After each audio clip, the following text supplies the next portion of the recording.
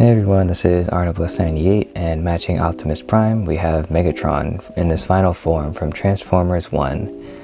And just like with Prime's video, this video will contain minor spoilers for the movie. And if you haven't watched it, you definitely should at this point. And of course, this guy is just a little retool of his cogged form, or D16. And once again, you can build these two on Rebrickable. The link is in the description below. And basically, just like with Prime, the differences are mostly the head, chest, shoulders, and in this case, also the fusion cannon.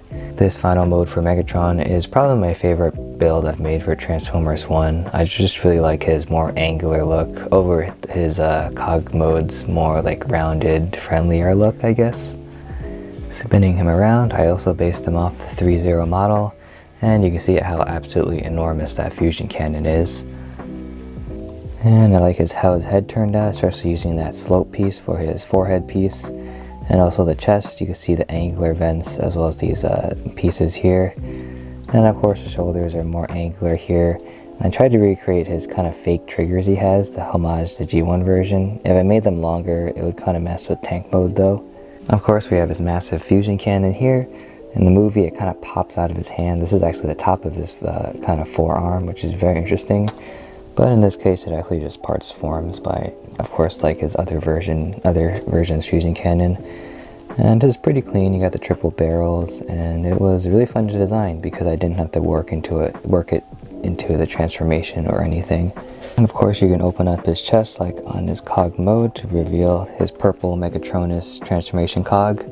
And on this version, you can have the blue. You have the blue one. I don't really know which Prime he got it from, but it's a little Easter egg here for those of you who've seen the movie. He's fun to pose with the cannon. The cannon is much heavier than it is on the cog mode, so I believe if the ball joints were a little bit looser or older, he wouldn't be able to hold this pose very well. He also kind of leans slightly to the right because of the weight of the cannon, but it's very subtle.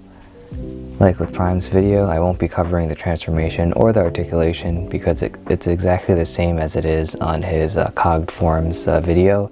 So check out that video if you're more curious about the details for that.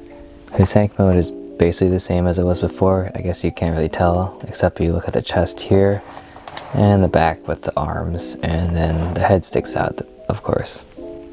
Bringing in the cog mode's tank mode, you can see there's not much of a difference.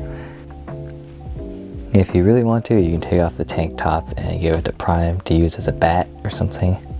One last feature I kind of had planned all along is that if you take the tank barrel in the back and you fully extend it out, and then you rotate it, just you get it out of the way, you clear it, and then you can drop it over the head, just like that, and recreate his gun face mode, which is pretty cool. Here they both are in robot mode and they look very nice together. It's very nice to have another Optimus and Megatron pair.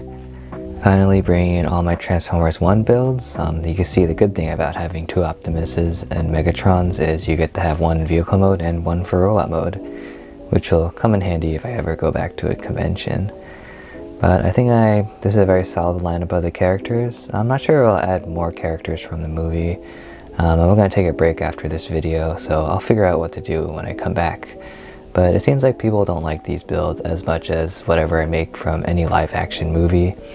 So that might be an idea. Of course, there's characters like Arachnid, Fentanyl Prime, the Viacons, whatever you call them. And of course for the Decepticons you get Starscream, Shockwave, and Soundwave.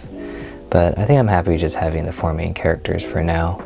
Of course, just let me know in the comments what you would want to see next, and I'll see you guys, it'll be a while, but I'll see you guys then.